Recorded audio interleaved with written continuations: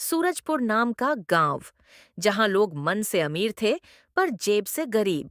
वहीं एक लड़का था, आदित्य, 17 साल का, मेहनती लेकिन किस्मत का मारा।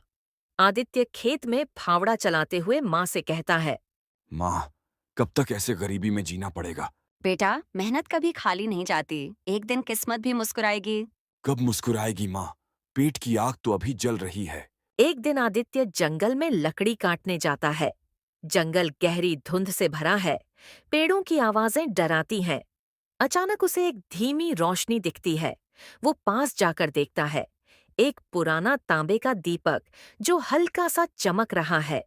ये तो बड़े पुराने जमाने का लगता है। लाओ दीपक को साफ कर दो।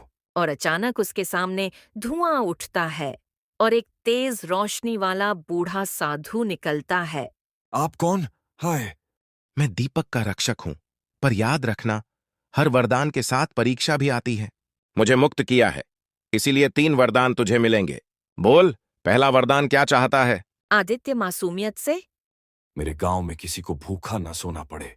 साधु मुस्कुराकर आशीर्वाद देता है और पल भर में खेतों में फसल लहलहा उठती है। गांव वाले खुशी से झूम उठते हैं। अरे ये तो चमत्कार है। लेकिन अचानक बारिश और तूफान आता है।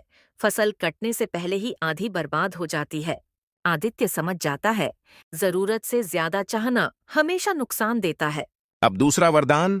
आदित्य सोचकर मुझे इतना पैसा मिले कि मैं अपनी माँ का इलाज करा सकूं। साधु आशीर्वाद देता है। घर में सोने के सिक्कों की बारिश होने लगती है। माँ चौंक कर, ये सब कैसे आदित्य? माँ, भगवान की कृपा समझ लो। लेकिन थोड़ी ही देर में सेठ, चोर, जमींदार, गांव के दबंग सब आदित्य के घर आने लगते हैं। दबंग।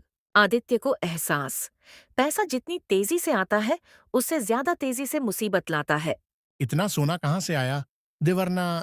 तीसरा वरदान, आदित्य रात को जंगल में साधु को बुलाता है।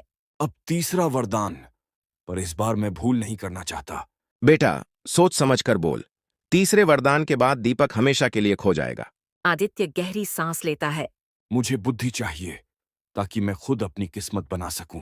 साधु मुस्कुराता है। ये सबसे कठिन वरदान है। बुद्धि मिलेगी, पर उसकी परीक्षा भी होगी। अचानक दीपक टूटकर मिट्टी में मिल जाता है। सब भाग रहे हैं। चीख पुकार मचती है। आदित्य समझदारी से कुएं की पानी की लाइन मोड़ देता है। मिट्टी के ढेर बनाकर आग रोकता है। गांव वालों को एक एक समूह में बांटकर काम करवाता है। लोग हैरान। आग बुझती है। गांव बच जाता है। आदित्य की समझदारी देखकर जिलाधिकारी खुद गांव आता है। अधिकारी, में इस लड़के दिमाग भी है, हिम्मत भी। हम इसे स्कॉलरशिप दे रहे हैं। देखा बेटा, मेहनत और बुद्धि दोनों मिल जाए तो भगवान भी साथ देते हैं। आदित्य गांव वालों से कहता है, चमत्कार अच्छे होते हैं, लेकिन वक्त के साथ खत्म हो जाते हैं। पर ज्ञान और मेहनत, ये कभी खत्म नहीं होते। गांव में तालियां गूंजती हैं। धीरे धीरे आदित्य गांव का नेता बन जाता है। गांव को समृद्ध बनाता है।